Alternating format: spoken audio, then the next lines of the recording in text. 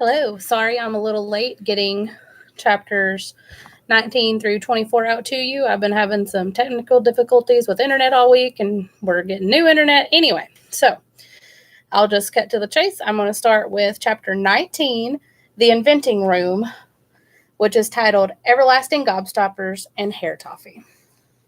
When Mr. Wonka shouted, "Stop the boat!" the Oompa Loompas jammed their oars into the river and backed water furiously. The boat stopped. The Oompa Loompas guided the boat alongside the red door.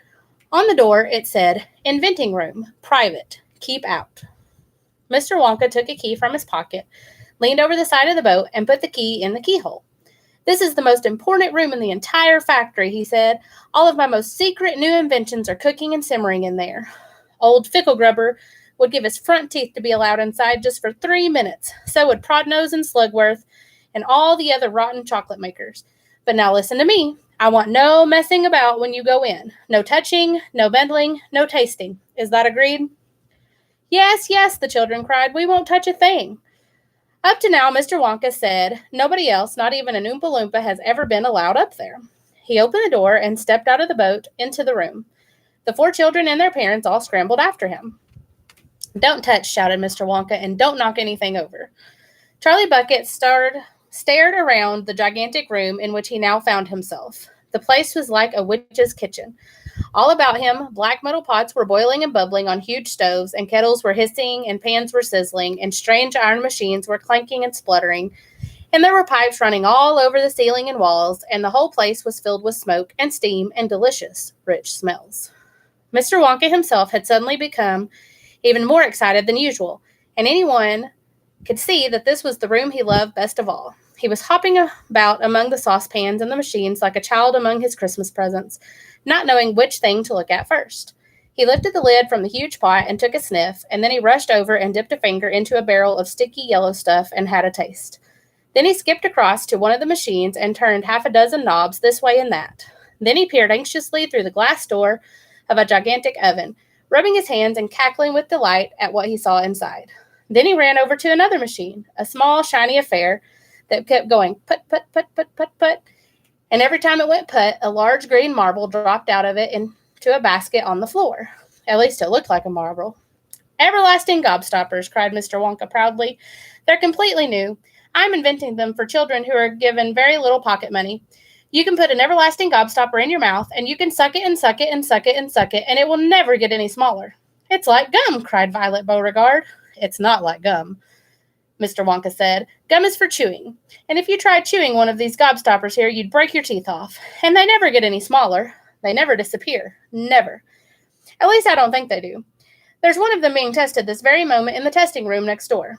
An Oompa Loompa is sucking it. He's been sucking it for very nearly a year now, without stopping, and it's still as good as ever." "Now over here," Mr. Wonka went on, skipping excitedly across the room to the opposite wall. "Over here I am inventing a completely new line in toffees." He stepped beside a large saucepan. The saucepan was full of a thick, gooey, purplish treacle, boiling and bubbling. By standing on his toes, little Charlie could just see inside it. "That's hair toffee," cried Mr. Wonka. "You can eat just one tiny bit of that. In exactly half an hour, a brand new, luscious, thick, silky, beautiful crop of hair will start growing out all over the top of your head, and a mustache, and a beard." "A beard?" cried Veruca Salt. "Who wants a beard, for heaven's sake?" "It would suit you very well," said Mr. Wonka, "but unfortunately the mixture is not quite right yet. I've got it too strong. It works too well. I tried it on an Oompa Loompa yesterday in the testing room, and immediately a huge black beard started shooting out of his chin, and the beard grew so fast that it soon was trailing all over the floor in a thick, hairy carpet. It was growing faster than we could cut it. In the end, we had to use a lawnmower to keep it in check. But I'll get the mixture right soon, and when I do, then there'll be no excuse for any more little boys and girls going about with bald heads." "But Mr. Wonka," said Mike Teavee, "little boys and girls never do go about with—" "Don't argue, my dear child. Please don't argue," cried Mr. Wonka. "It's such a waste of precious time. Now over here, if you will all step this way, I will show you something that I am terrifically proud of. Oh, do be careful. Don't knock anything over. Stand back." Chapter 20, The Great Gum Machine. Mr. Wonka led the party over to a gigantic machine that stood in the very center of the inventing room. It was a mountain of gleaming metal that towered high above the children and their parents. Out of the very top of it, there sprouted hundreds and hundreds of thin glass tubes. The glass tubes all curled downwards and came together in a bunch and hung suspended over an enormous round tub as big as a bath. "Here we go," cried Mr. Wonka, and he pressed 3 different buttons on the side of the machine. A second later, a mighty rumbling sound came from inside it, and the whole machine began to shake most frighteningly, and steam began hissing out all over. And then suddenly, the watchers noticed the runny stuff that was pouring down the insides of all the hundreds of little glass tubes and squirting out into the great tub below. And in every single tube, the runny stuff was a different color, so that the colors of the rainbow, and many others as well, came sloshing and splashing into the tub. It was a lovely sight, and when the tub was nearly full, Mr. Wonka pressed another button, and immediately the runny stuff disappeared, and a whizzing, whirring noise took its place. And then a giant whizzer started whizzing round inside the enormous tub, mixing up all the different colored liquids like an ice cream soda. Gradually, the mixture began to froth. It became frothier, and it turned from blue to white to green to brown to yellow, then back to blue again. "Watch," said Mr. Wonka. Click went the machine, and the whizzer stopped whizzing, and now there came a sort of sucking noise. And very quickly all the blue, frothy mixture in the huge basin was sucked back into the stomach of the machine. There was a moment of silence. Then a few queer rumblings were heard. Then silence again. Then suddenly the machine let out a monstrous, mighty groan, and at that same moment a tiny drawer, no bigger than the drawer in a slot machine, popped out of the side of the machine, and in the drawer there lay something so small and thin and gray that everyone thought it must be a mistake. The thing looked like a little strip of gray cardboard. The children and their parents stared at the little gray strip lying in the drawer. "You mean that's all?" said Mike Teavee, disgusted. "That's all," answered Mr. Wonka, gazing proudly at the result. "Don't you know what it is?" There was a pause. Then suddenly Violet Beauregard, the silly gum-chewing girl, let out a yell of excitement. "By gum, it's gum!" she shrieked. "It's a stick of chewing gum." "Right you are," cried Mr. Wonka, slapping Violet hard on the back. "It's a stick of gum. It's a stick of the most amazing, fabulous, and sensational gum in the world." Chapter 21. Goodbye, Violet.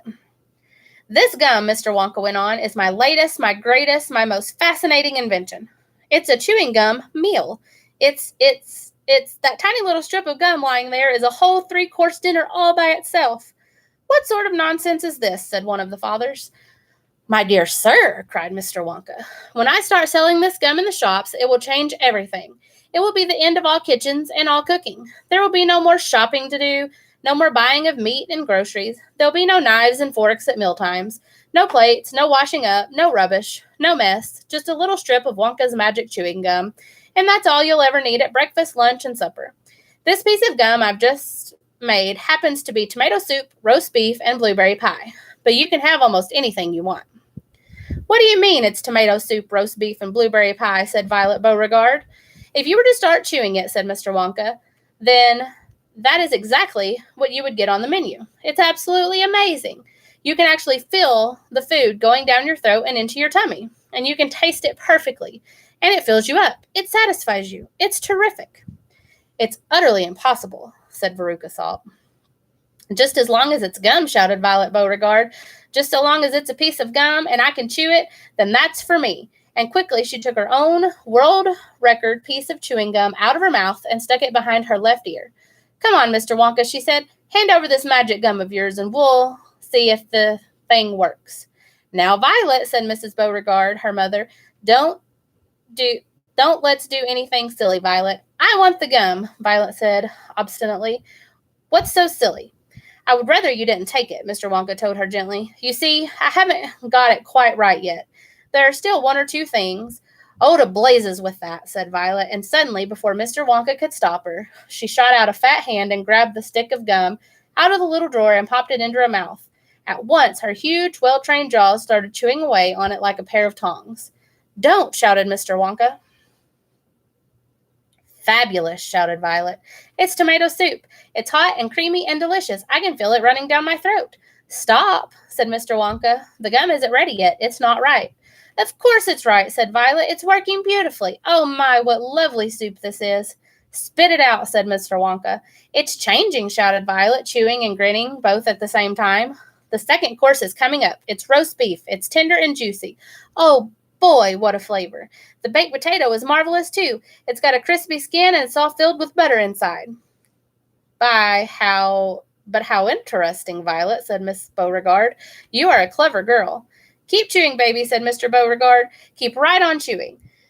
This is a great day for the Beauregards. Our little girl is the first person in the world to have a chewing gum meal. Everybody was watching Violet Beauregard as she stood there chewing this extraordinary gum.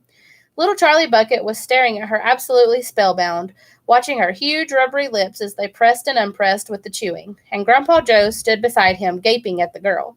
Mr. Wonka was wringing his hands and saying, No, no, no, no, no, it isn't ready for eating. It isn't right. You mustn't do it.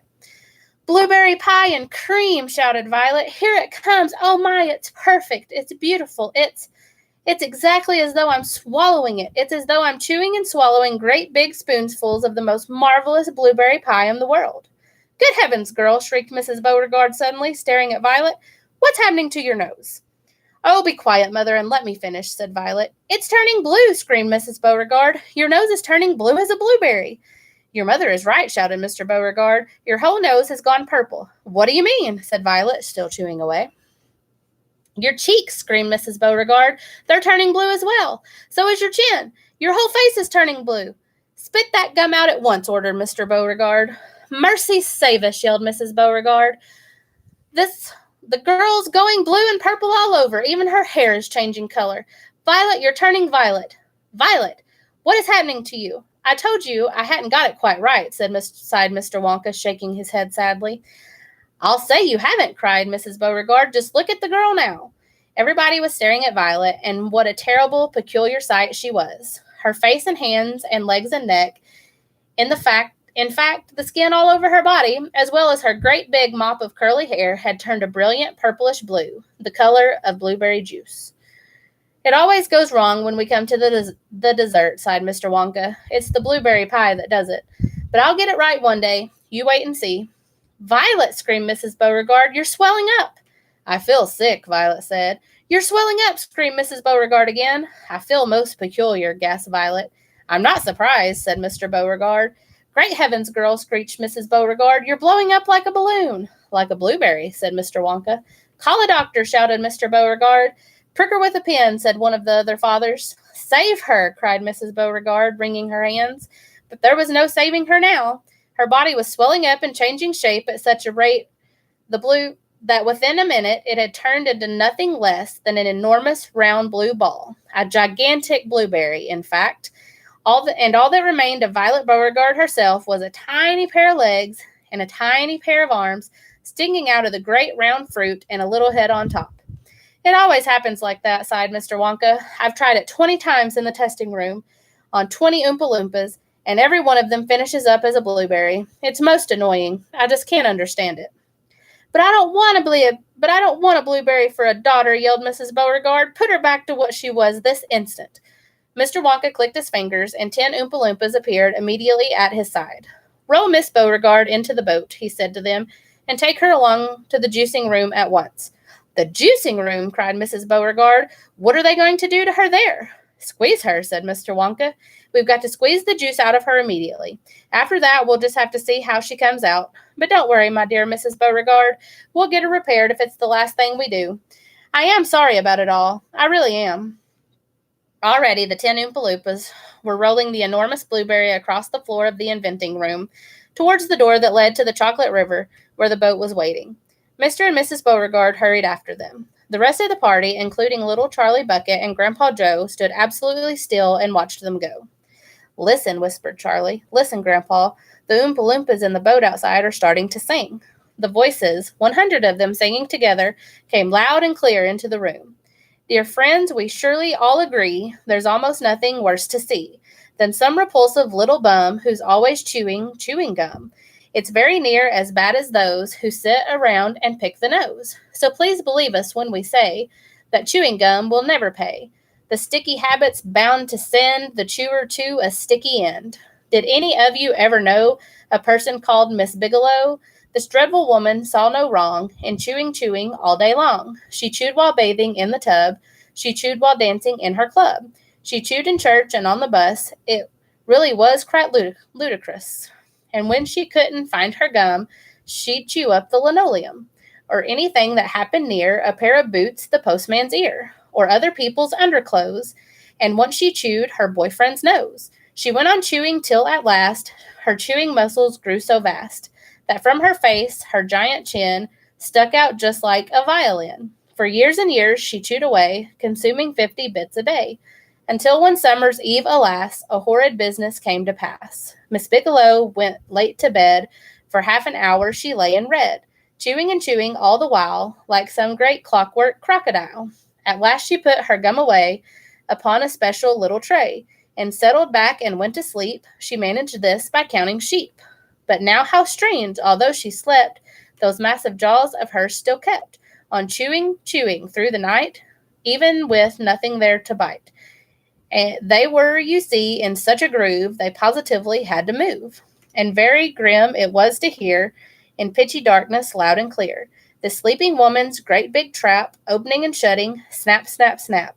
Faster and faster, chop, chop, chop, the noise went on, it wouldn't stop, until at last her jaws decided to pause and open extra wide, and with the most tremendous chew, they bit the lady's tongue in two. Thereafter, just from chewing gum, Miss Bigelow was always dumb.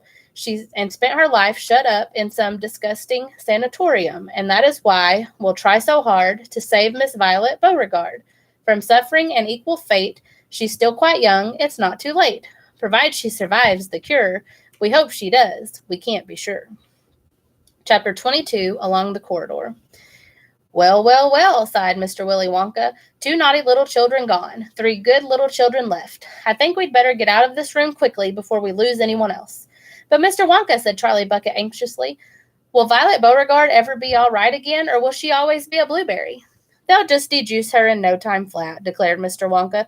They'll roll her into the dejuicing machine, and she'll come out just as thin as a whistle. But will she still be blue all over? Asked Charlie. She'll be purple, cried Mr. Wonka, a fine, rich purple from head to toe. But there you are. That's what comes from chewing disgusting gum all day long. If you think gum is so disgusting, said Mike Teavee, then why do you make it in your factory? I do wish you wouldn't mumble, said Mr. Wonka. I can't hear a word you're saying. Come on, off we go. Hurry up, follow me. We're going into the corridors again, and so saying, Mr. Wonka scuttled across to the far end of the inventing room and went out through a small secret door hidden behind a lot of pipes and stoves. The 3 remaining children, Veruca Salt, Mike Teavee, and Charlie Bucket together, with the 5 remaining grown-ups, followed after them. Charlie Bucket saw that they were now back in one of those long pink corridors, with many other pink corridors leading out of it. Mr. Wonka was rushing along in front, turning left and right and left, and Grandpa Joe was saying, Keep a good hold of my hand, Charlie. It would be terrible to get lost in there. Mr. Wonka was saying, No time for any more messing about. We'll never get anywhere at this rate we've been going. And on he rushed down the endless pink corridors with his black top hat perched on the top of his head and his plum-colored velvet coattails flying out behind him like a flag in the wind. They passed a door in the wall. No time to go in, shouted Mr. Wonka. Press on, press on. They passed another door, and another, and another. There were doors every 20 paces or so along the corridor now, and they all had something written on them, and strange clanking noises were coming from behind several of them. And delicious smells came wafting through keyholes, and sometimes little jets of colored steam shot out from the cracks underneath. Grandpa Joe and Charlie were half running and half walking to keep up with Mr. Wonka, but they were able to read what it said on quite a few of the doors as they hurried by. Eatable marshmallow pillows, it said on one. Marshmallow pillows are terrific, shouted Mr. Wonka as he dashed by. They'll be all the rage when I get them into the shops. No time to go in, though. No time to go in. Lickable wallpaper for nurseries, it said on the next door. Lovely stuff. Lickable wallpaper, cried Mr. Wonka, rushing past. It has pictures of fruits on it. Bananas, apples, oranges, grapes, pineapples, strawberries, and snozberries. Snozberries, said Mike Teavee. Don't interrupt, said Mr. Wonka. The wallpaper has pictures of all these fruits printed on it. And when you lick the picture of a banana, it tastes of banana. When you lick a strawberry, it tastes of strawberry. And when you lick a snozberry, it tastes just exactly like a snozberry. But what does a snozberry taste like? You're mumbling again, said Mr. Wonka. Speak louder next time. On we go. Hurry up. Hot ice creams for cold days, it said on the next door. Extremely useful in the winter, said Mr. Wonka, rushing on. Hot ice cream warms you up no end in freezing weather. I also make hot ice cubes for putting in hot drinks. Hot ice cubes make hot drinks hotter. Cows that give chocolate milk, it said on the next door. Ah, my pretty little cows, cried Mr. Wonka. How I love those cows. But why can't we see them? Asked Veruca Salt. Why do we have to go rushing on past all these lovely rooms? We shall stop in time, cried out Mr. Wonka. Don't be so madly impatient. Fizzy lifting drinks, it said in the next door. Oh, those are fabulous, cried Mr. Wonka. They fill you up with bubbles, and the bubbles are full of a special kind of gas. And this gas is so terrifically lifting that it lifts you right off the ground, just like a balloon, and up you go until your head hits the ceiling, and there you stay. But how do you come down again? Asked little Charlie. You do a burp, of course, said Mr. Wonka. You do a great big, long, rude burp, and up comes the gas, and down comes you. But don't drink it outdoors. There's no knowing how high up you'll be carried if you do that. I gave some to an old Oompa Loompa once out in the backyard, and he went up and disappeared out of sight. It was very sad. I never saw him again. He should have burped, Charlie said. Of course he should have burped, said Mr. Wonka. I stood there shouting, burp, you silly, burp, or you'll never come down again. But he didn't or couldn't or wouldn't. I don't know which. Maybe he was too polite. He must be on the moon by now. On the next door it said, square sweets that look round. Wait, cried Mr. Wonka, skidding suddenly to a halt. I'm very proud of my square sweets that look round. Let's take a peek. Chapter 23, Square Sweets That Look Round. Everybody stopped and crowded to the door. The top half of the door was made of glass. Grandpa Joe lifted Charlie up so that he could get a better view. And looking in, Charlie saw a long table, and on the table there were rows and rows of small white squared-shaped sweets. The sweets looked very much like square sugar lumps, except that each of them had a funny little pink face painted on one side. And at the end of the table, a number of Oompa Loompas were busily painting more faces on more sweets. There you are, cried Mr. Wonka. Square sweets that look round. They don't look round to me, said Mike Teavee. They look square, said Veruca Salt. They look completely square. But they are square, said Mr. Wonka. I never said they weren't. You said they were round, said Veruca Salt. I never said anything of the sort, said Mr. Wonka. I said they looked round. But they don't look round, said Veruca Salt. They look square. They look round, insisted Mr. Wonka. They most certainly do not look round, cried Veruca Salt. Veruca, darling, said Mrs. Salt, pay no attention to Mr. Wonka. He's lying to you. My dear old fish, said Mr. Wonka, go and boil your head. How dare you speak to me like that, shouted Mrs. Salt. Oh, do shut up, said Mr. Wonka. Now watch this.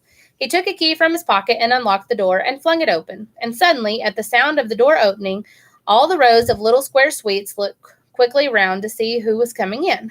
The tiny faces actually turned upwards towards the door and stared at Mr. Wonka. There you are, he cried triumphantly. They're looking round. There's no argument about it. They are square sweets that look round. By golly, he's right, said Grandpa Joe. Come on, said Mr. Wonka, starting off down the corridor again. On we go. We mustn't dawdle. Butterscotch and butter gin, it said on the next door they passed. Now that sounds a bit more interesting, said Mr. Salt, Veruca's father.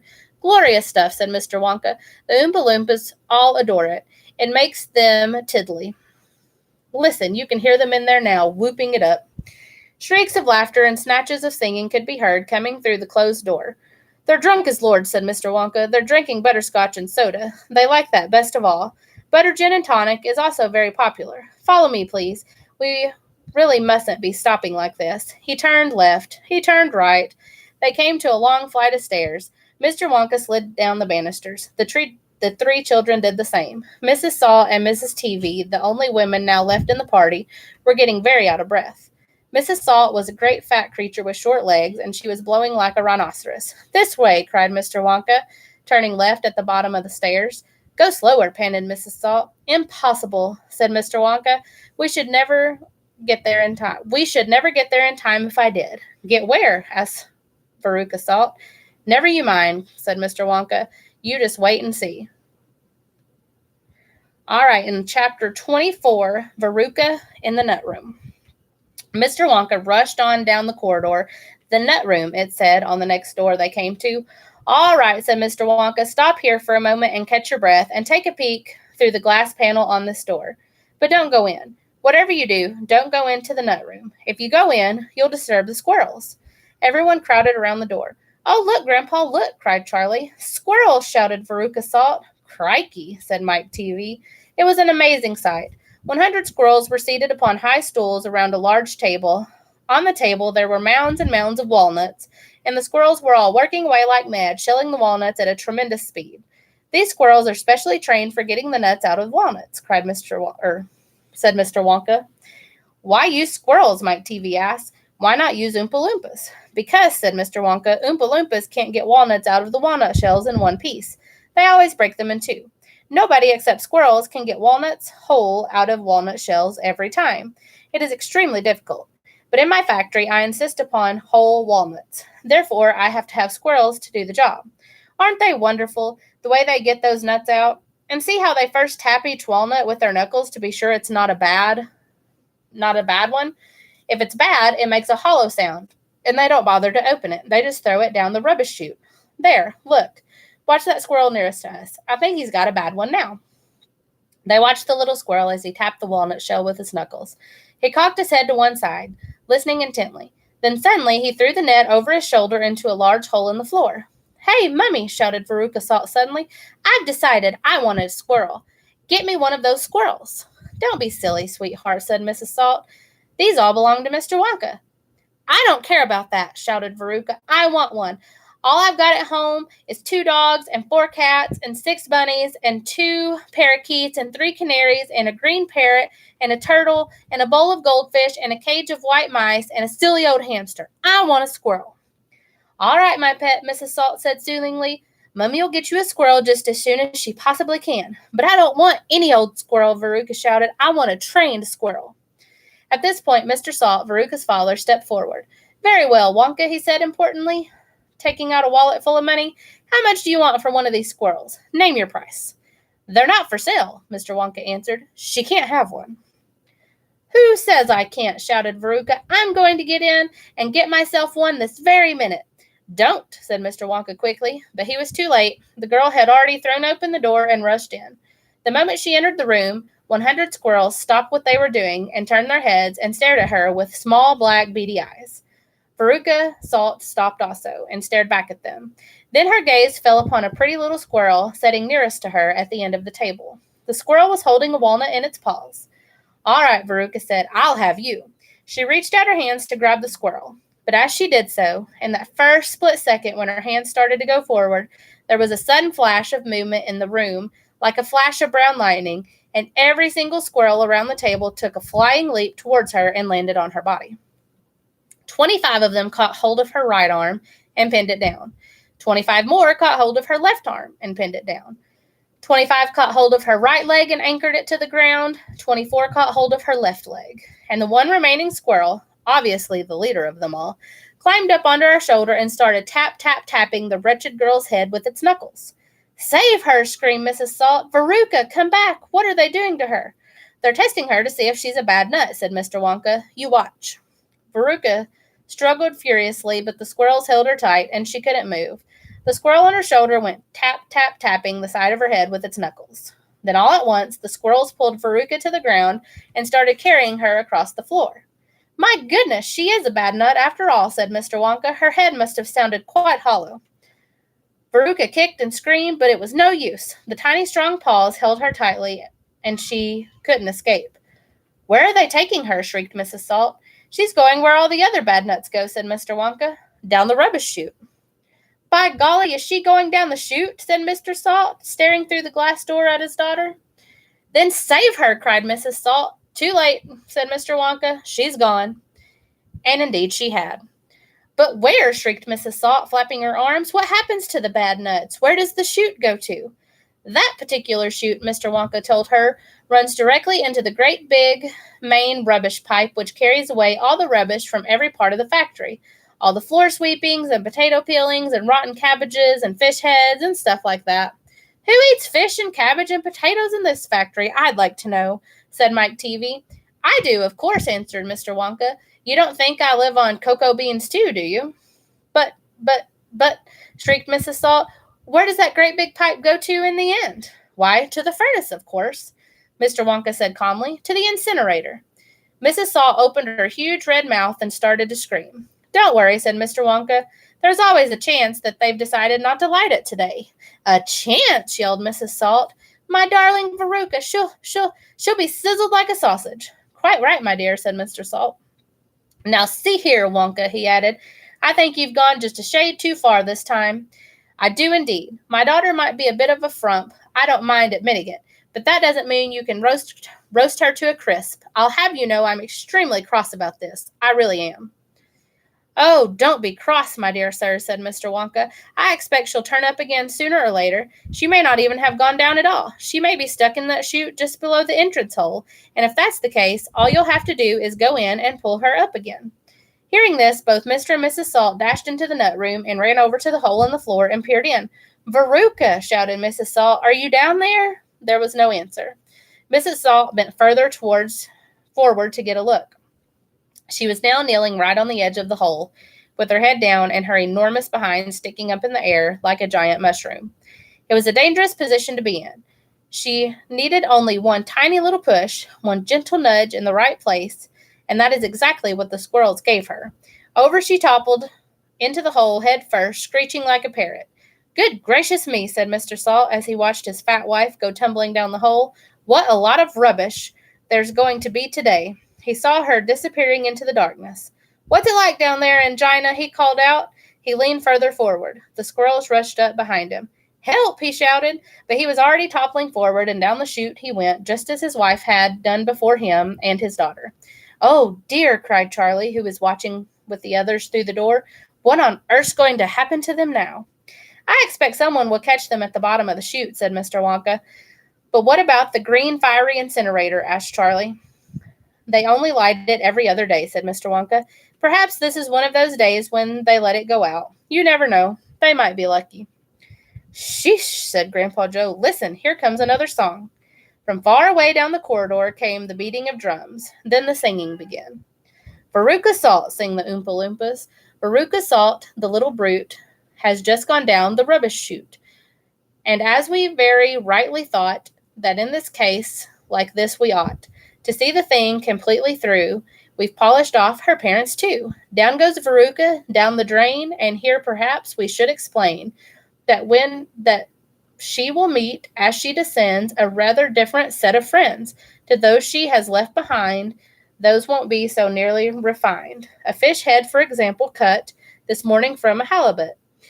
Hello, good morning, how do you do? How nice to meet you, how are you? And then a little further down, a mass of others gather round. A bacon rind, some rancid lard, a loaf of bread gone stale and hard, a steak that nobody could chew, an oyster from an oyster stew, some liverwurst so old and gray, one swelled it from a mile away, a rotten nut, a reeky pear, a thing the cat left on the stair, and lots of other things as well, each with a rather horrid smell. These are Veruca's newfound friends that she will meet as she descends, and this is the price she has to pay for going so very far astray. But now, my dears, we think you might be wondering, is it really right that every single bit of blame and all the scolding and the shame should fall upon Veruca Salt? Is she the only one at fault? For though she's spoiled and dreadfully so, a girl can't spoil herself, you know. Who spoiled her then? Ah, who indeed? Who pandered to her every need, and turned her into such a brat? Who are the culprits? Who did that? Alas, you needn't look so far to find out who these sinners are. They are, and this is very sad, her loving parents, Mom and Dad, and that is why we're glad they fell into the rubbish chute as well. And that is chapters 19 through 24, and here shortly I will be doing the last 6 chapters, which is 25 through 30. Hope you're enjoying the book so far, and I'll see you here in a little bit. Thank you.